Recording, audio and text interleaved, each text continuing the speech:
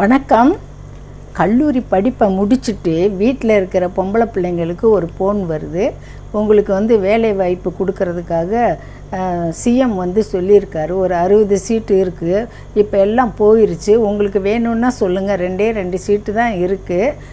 உடனே சொல்லுங்கள், இல்லைன்னா வேறு யாருக்காவது நான் கொடுத்துருவேன்னொன்னே அந்த பொம்பளை பிள்ளை வீட்டில் அடித்து பிடிச்சி அன்னைங்கிட்ட பாட்டிக்கிட்ட அம்மா அப்பாட்டிலாம் சண்டையை போட்டு ஒரு 7000 ரூபா முன்பணம் கட்ட சொல்கிறாங்கன்னு கட்டி போடுறாங்க.